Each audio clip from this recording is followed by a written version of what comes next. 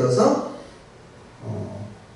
이 어떤 한 사람이 그 땅을 떠났다, 고향을 떠났다는 이야기로 시작이 됩니다. 그러니까 흉년이 들어서 고향을 버리고 이제 타향으로 떠나게 됐는데, 그 한 사람이 그 아내와 두 아들을 데리고 이 모압 지방으로 건너갔다는 겁니다. 그러니까 이 이스라엘 다시 고대 근동 지도를 보게 되면요, 이 사해를 기준으로 서편이 유대 베들레헴 땅이고 이 동쪽으로 이 사해를 건너가게 되면요, 그게 모압 땅입니다. 근데 이게 당시에는 흔한 일이었습니다.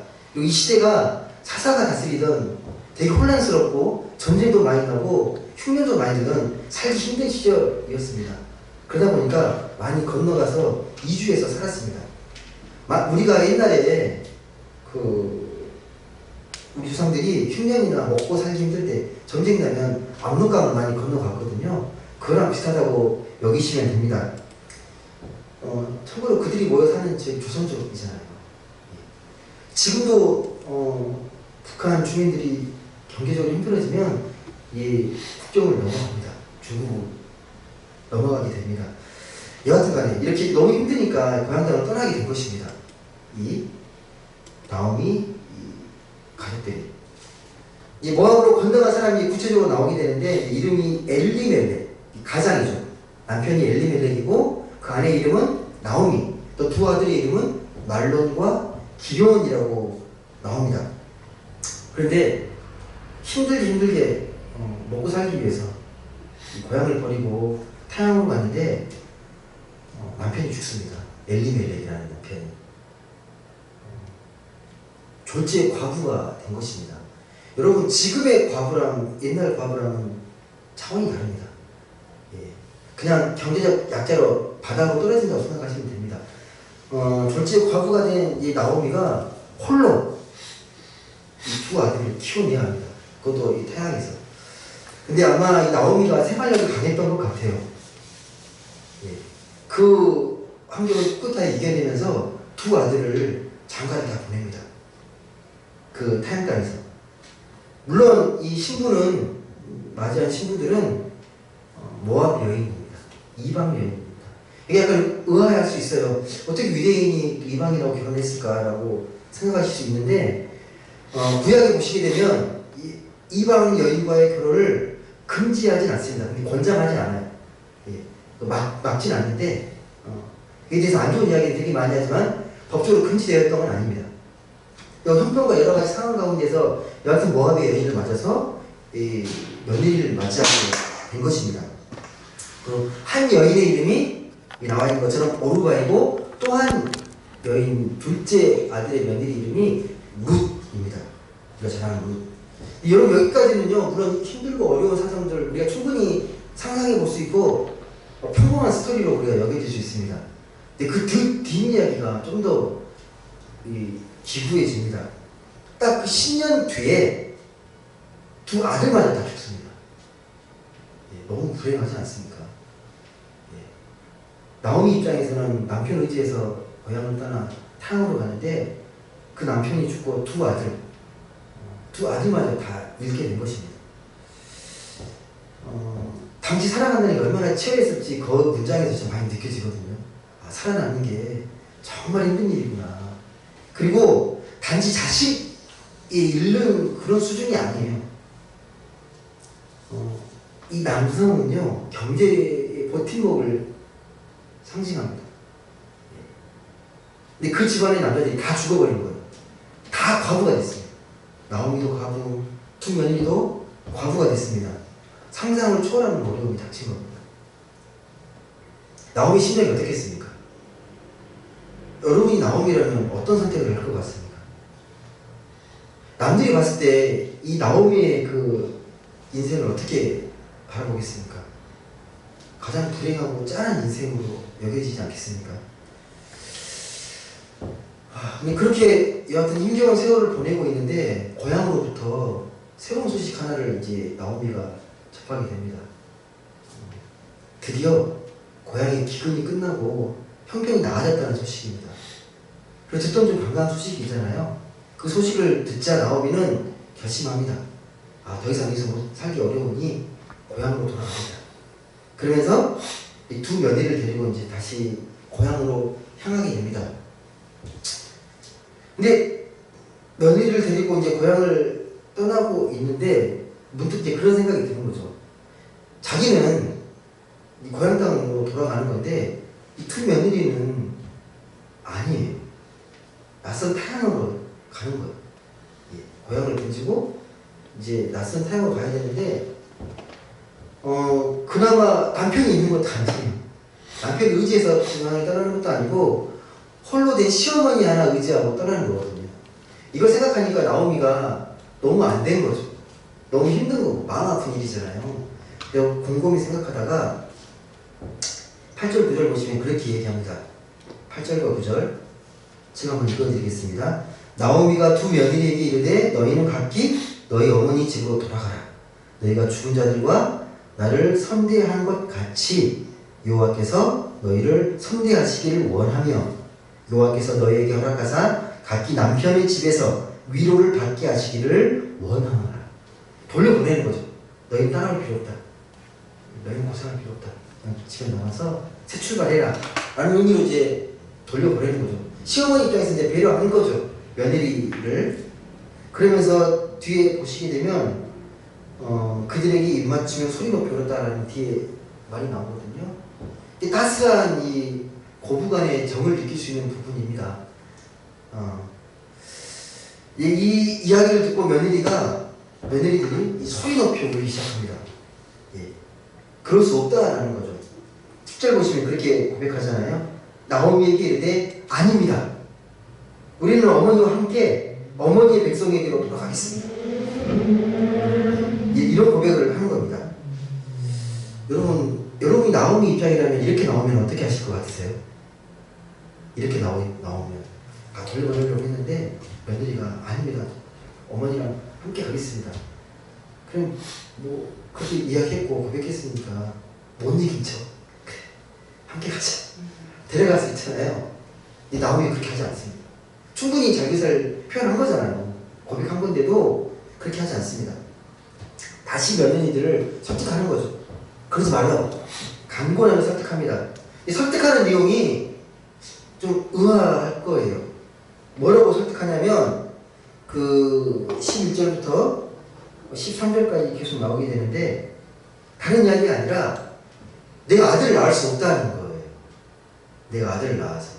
여러분 지금의 그런 문화와 풍속으로 생각하지 마시고 당시에는요 그 후사를 잇는 게 가장 중요한 일이었습니다.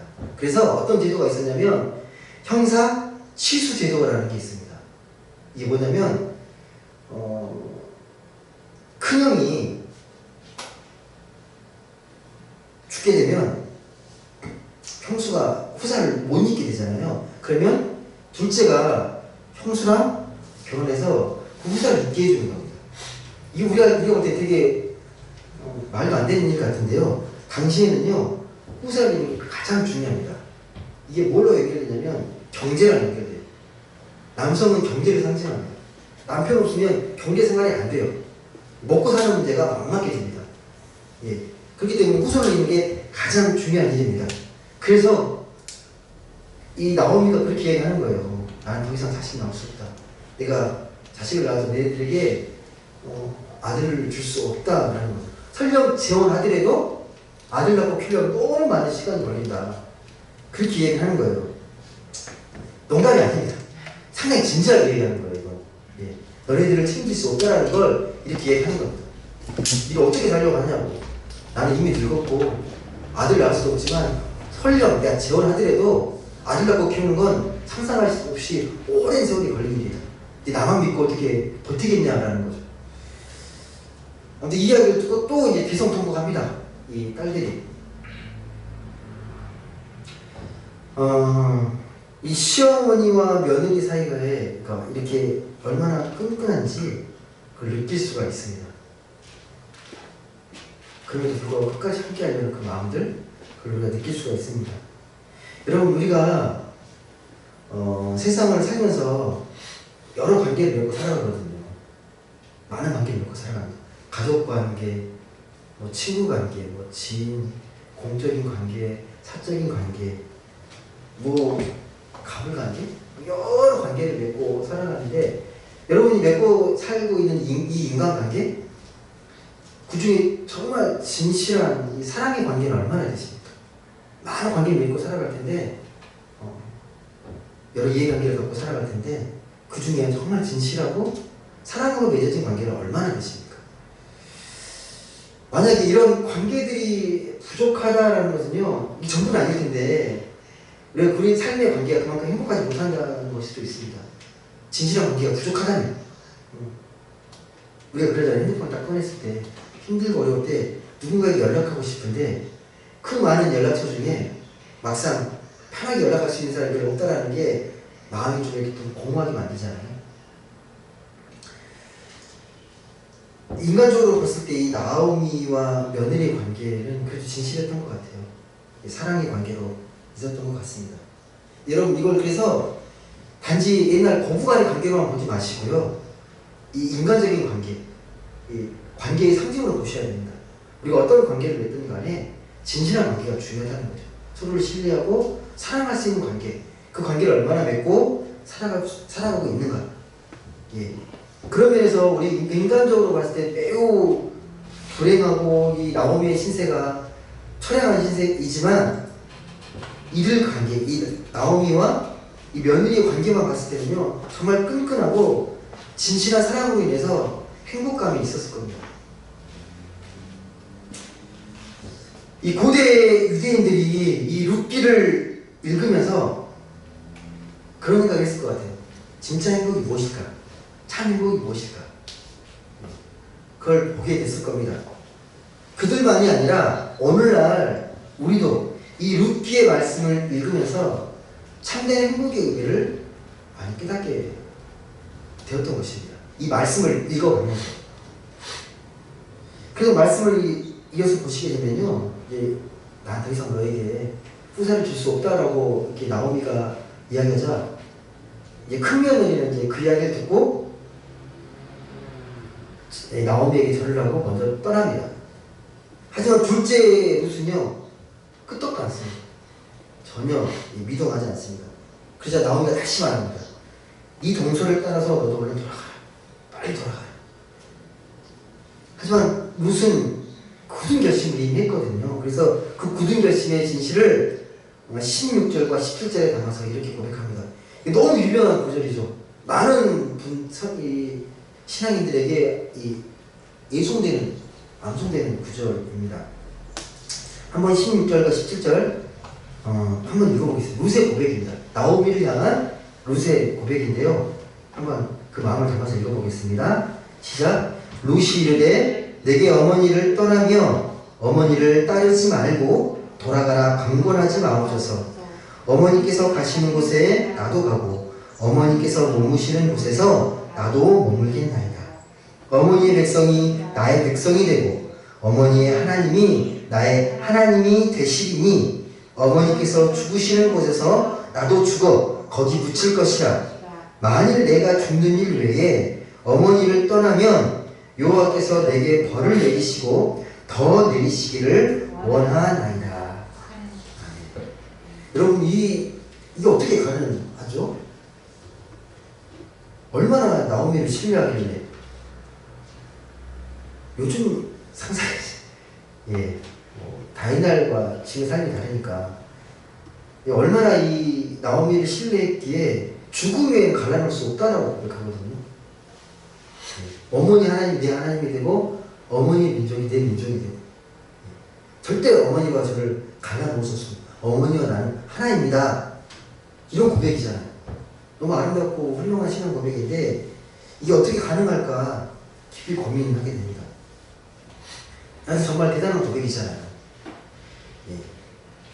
한번 여러분 룻이 이렇게 결단하는 그 결과를 한번 상상을 해보십시오. 룻이 처하고 있는 이 상황.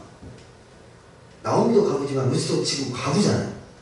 여러분 옛날에는 지금도 지금은 아닐 거예요. 옛날에는 정말 과부라는 거 엄청난 흠이 되고요.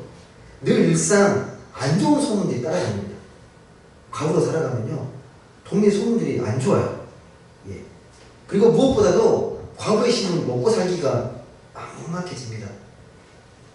그래서 구약에서도 그렇고 신약에서도요, 가장 약하고 소외된 자로 늘 과부를 이야기합니다.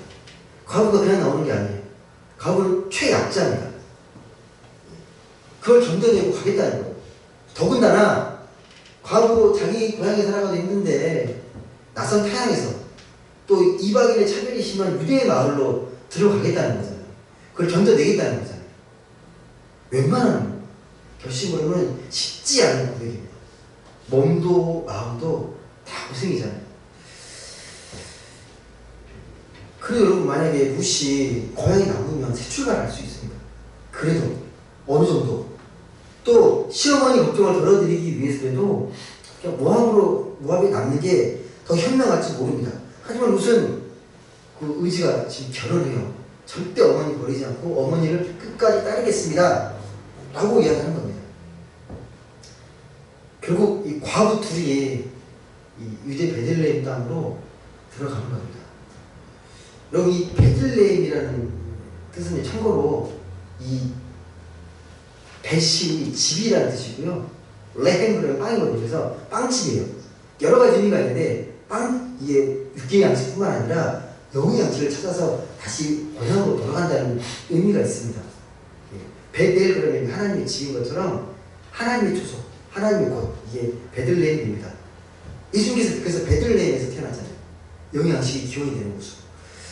아무튼 그곳으로 떠나게 되는데 앞으로 어떤 인생이 펼쳐질지, 어떤 험난한 인생이 펼쳐질지는 아무도 모릅니다. 하지만 어머니 나오미와 며느리 룻은 그렇게 자기 길을 묵묵히 떠납니다. 여러분, 이 신앙의 장면을 읽으면서요, 그냥 시어머니와 며느리 이야기로 고대 유대인들이 읽지 않았습니다. 하나의 상징입니다. 이 말씀은 어떤 이야기 드리냐면요, 이 시어머니는 하나님이고 이 룻은 신앙인을 보여요. 형편이 어려워졌다고, 힘들다고 하나님 버리지 않겠다는 거예요. 끝까지 죽음 외에는 하나님 따르겠다라는 그 고백의 말씀을 있습니다. 그러니까 이 이야기 들으면 되게 감동을 받는 거예요. 유대인들이. 이게 무슨 말이냐면, 아무리 내 미래가 어렵고 불안하게 느껴져도 하나님 나를 온전히 신뢰하겠다.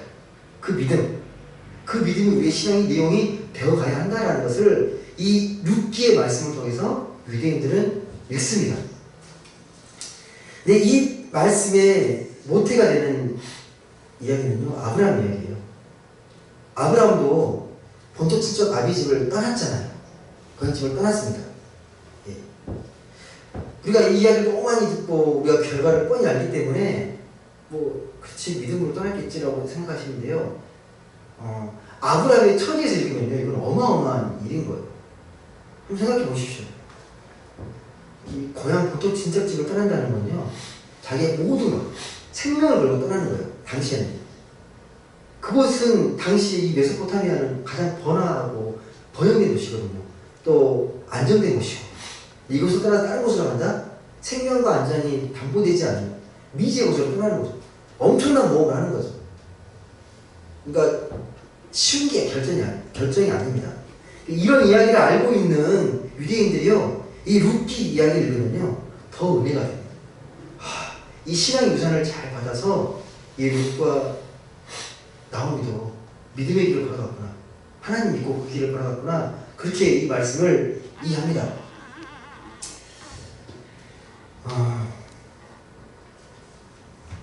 물론 우리가 아무리 제가 이렇게 말씀을 드려도요, 아브라함이 살았던 시대, 룻이 살았던 시대의 상황과 우리가 너무 다르기 때문에 똑같이 읽어내기는 참 어렵습니다. 지금의 상황이 많이 다르다는 거죠. 성경의 이야기가 아무리 감동적이어도 너무 먼 시대의 이야기로 들립니다. 아브라함이 들었다는 그 하나님의 음성을 우리는 잘 모릅니다. 어떤 음성인지. 똑같이 느끼기가 어렵다는 것입니다. 나오미 룻 이야기도 마찬가지죠. 나오미 룻 이야기. 나오미가 이 모압 땅을 머물 건지, 계속 머무르 있을 건지, 떠날 건지는 그들의 선택이지, 나랑 뭔 상관이 있을까라고 그렇게 볼 수도 있는 거죠. 그들의 문제지 우리 시점과는 관련 없는 문제로 읽을 수 있다는 사실입니다. 그 다음 이 모압, 베들레헴, 우리가 어떤 의미가 있을까요? 모압에 있다가 이 베들레헴을 떠난다는 것, 우리에게는 어떤 의미? 이 모압이라는 이 지역의 의미, 베들레헴의 의미는 어떤 의미로 여러분에게는 다가오십니까? 그러니 딱 잡히진 않아요. 딱 잡히진 않는데 저는 이 말씀을 준비하면서 그런 생각을 해봤거든요. 저희 소명에 대해서 생각을 해보게 된 건데, 제가 하나님의 부르신 목사의 소명을 제가 따르지 않았다면, 목사가 되지 않았다면 어땠을까? 목사가 되지 않았다고 내가 하나님 말씀에 순종하지 않았던 것일까? 제가 성령을 부인하는 게 아니고요. 결국 하나님 부르셔도 선택은 제가 하는 거예요. 결단은 제가 하는 겁니다. 저의 몫입니다. 혹시 제가 다른 선택을 했다고 하나님이 나에게 실망하고 나를 버리셨을까? 나를 포기하셨을까? 절대 하나님 그러신 분이 아니라는 거예요. 여러분도 마찬가지일 거예요. 여러분 지금 어떤 선택을 해서 지금 삶을 살아가는데 그 모든 게 하나님 뜻이냐 아니냐가 중요한 게 아니에요. 정말 중요한 건 내가 이 선택한 삶이 지금 이 순간 하나님의 뜻과 말씀에 충실하게 현재를 살아내고 있는가? 지금 순간에 내가 선택했지만 하나님 나와 함께 하심을 믿고 정말 흔들릴 수 있지만 방향을 잃지 않고 계속 하나님 말씀과 뜻을 우리가 순종하면서 거기에 순종하는 삶을 살고 있는가? 그게 중요하다는 거죠. 하나님 그걸 보신다는 거죠. 루시 시어머니 나오미를 따라서 이제 베들레헴에 가게 됩니다. 그 어떤 인생이 펼쳐지는지는 2장부터 자세히 나와요. 뭐 읽어보신 분 아시겠지만 정말 눈물겹기도 하고 애틋하기도 하고 한편으로는 이 보아스와의 그 러브 스토리는 상당히 낭만적이기까지 합니다. 예. 그리고 루티가 어떻게 마무리되는지 아세요 혹시? 빨리 보세요. 마지막에 어떻게 마무리되는지. 뭘로 마무리됩니까? 루스의 마지막이 무슨 이야기로 마무리됩니까? 4장 끝절에 보시면 네, 마지막 대목은 족보 이야기로 마무리돼요. 족보 이야기. 이게 루스의 그 다이나믹한 그 스토리, 결국은 베들레헴 가서 이 베들레헴의 유지였던 보아스랑, 친족 보아스랑 결혼해서 아내가 되었다라는 게 나오게 됩니다. 그래서 오벳을 낳게 되고 그 오벳을 시어머니 나오미가 잘 키웁니다. 그리고 오벳은 훗날에 다윗의 아버지가 되는 이새를 낳게 됩니다. 그러니까 다시 말씀드린 루스는요, 이 다윗에게 증조 할머니인 거죠. 증조 할머니. 그리고 급기야는 마태복음 1장 예수님의 그 영광스러운 족보에 당당히 이름이 올라갑니다. 루시라는 이름이. 제가 왜 이 말씀을 드리냐면요, 한번 생각해 보세요. 루스의 선택인데 나오미의 그 두 아들, 이 모압 땅에 죽지 않았다면 어떻게 됐을까요? 그 뒤에 역사가. 그리고 또 나오미가 이 고향 베들레헴으로 돌아오지 않았다면, 또 나왔는데 루시 시어머니랑 헤어져서 그냥 모압 땅에 나갔다면, 그 모든 과정들 이런 거 없었다면 이런 역사가 펼쳐지지 않았겠죠. 여러분, 우리가 살아가면서 그러잖아요.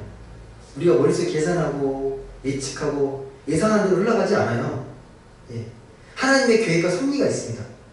우리가 선택한 것 같은데 그 안에는 하나님의 섬세하게 디테일한 손길이 다 담겨져 있습니다. 그걸 우리가 하나님의 섭리라고 말하는 거죠. 우리의 삶도 그렇고 개인도 그렇고 우리는 큰 틀에서 보면요, 하나님의 섭리 속에 살아가는 거거든요. 그럼 이렇게 질문할 수 있겠죠. 모든 게 하나님의 섭리면 우리가 할 수 있는 거 아무것도, 모든 때가 하나님이 하실 거니까 막 살아도 되냐고 그렇게 이야기할 수도 있는 거잖아요. 여러분 어떻게 생각하세요? 원칙적으로는 맞아요. 우리가 궁극적으로는요, 궁극적으로 할 수 있는 건 없습니다. 하나님이 하시는 일입니다. 하나님의 섭리를 우리 힘으로 바꿀 수는 없어요. 마치 계절의 변화를 우리가 바꿀 수 없잖아요. 우리가 아무리 노력한다고 계절 바꿔냅니까? 못 바꿉니다. 그러니까 하나님의 자연의 섭리입니다. 우리 개인으로도 마찬가지죠. 여러분 여러분이 태어난 부모님, 가정, 태어난 이 시기, 여러분이 선택하신 거예요. 다 주어진 거예요. 또 여러분 한국에 태어난 것도 선택한 게 아니잖아요. 한국에 태어날 수도 있고, 더 가난한 나라에 태어날 수도 있고, 유럽에 태어날 수도 있고, 그건 모르는 일이죠. 그리고 여러분 태어난 것도 건강하게 태어날 수도 있고요, 약하게 태어날 수도 있습니다. 선택이 아니에요. 이미 우리는 다 던져져 있습니다. 하나님 앞에서. 이것을 이제 그렇다고 해서 이걸 잘못 이해해서 숙명론으로 받아들이시면 안 됩니다. 여러분, 하나님의 섭리를 믿게 되면요, 오히려 우리의 삶이, 우리의 신앙이 더 역동적이 됩니다. 왜요? 두 가지 특징이 있어서 그래요. 하나님의 섭리를 믿게 되면요, 이 하나님이 펼쳐가는 역사 있잖아요. 정말 광활하고 두렵고 떨리는 마음을 갖게 돼요. 감히 우리가 교만해지지 않을 수 있습니다. 우리가 우주 전체와 유기적으로 연결되어 있다는 사실을 알게 되면요, 거룩한 두려움을 느끼게 되고, 하나님의 그 경외하는 마음, 그리고 우리가 아무리 잘났어도 우리가 할 수 있는 게 정말 별게 없구나, 하나님 도구일 뿐이구나라는 겸손한 마음을 갖게 돼요. 하나님의 섭리를 진짜 깊이 묵상하고 그걸 깨닫게 되면 그렇습니다. 자, 예를 들어드릴게요. 여러분 지금 숨을 쉬고 계시잖아요.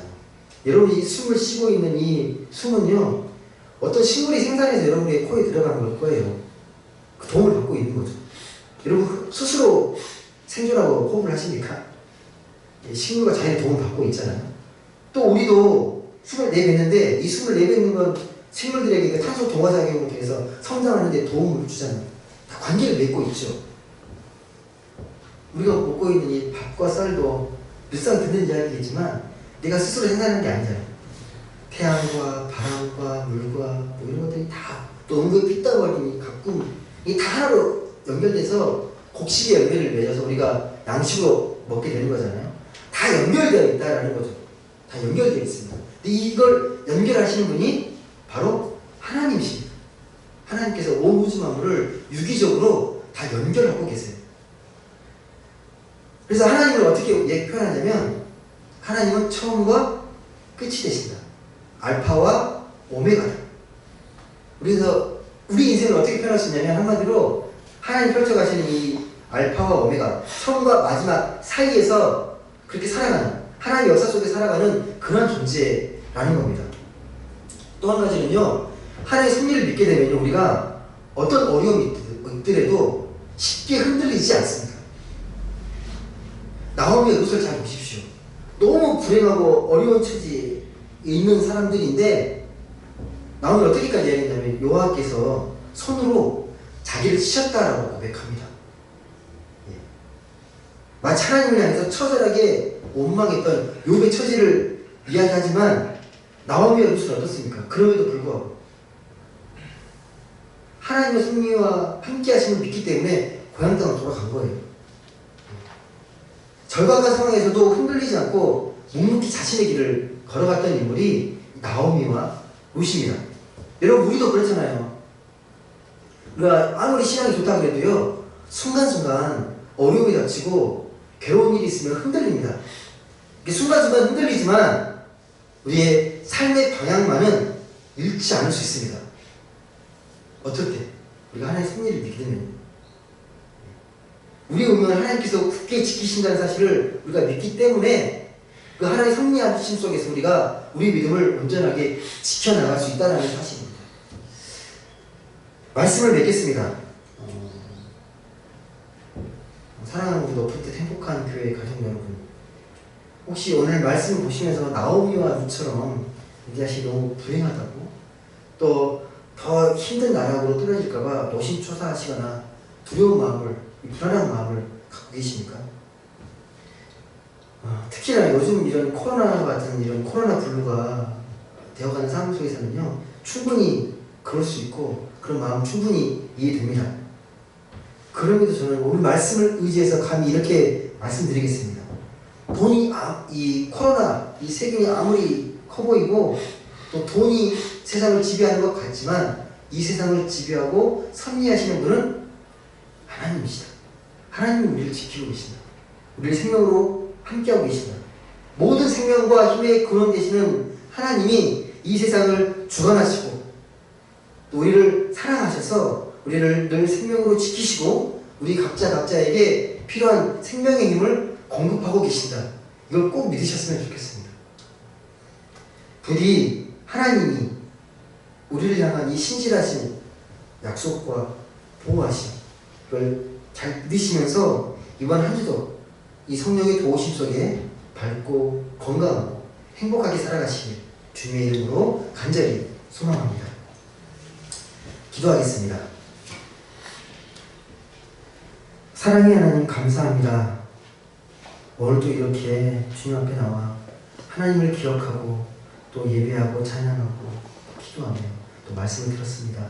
하나님, 우리가 예배자로서 우리가 어떤 삶을 살아가야 될지 늘 말씀을 통해 깨닫게 하여 주시고 또 말씀을 통하여서 우리 삶이 더욱더 풍성해지게 하여 주옵소서. 나오미와 룻처럼 순간순간 삶의 환경과 어려움 속에 흔들릴 수는 있겠지만 그 삶의 방향만은 우리가 놓지 않고 끝까지 하나님의 표대를 향해 나아가는 그런 굳건한 신앙, 굳건한 믿음의 삶을 살아갈 수 있도록 성령께서 도우시고 함께하여 주옵소서.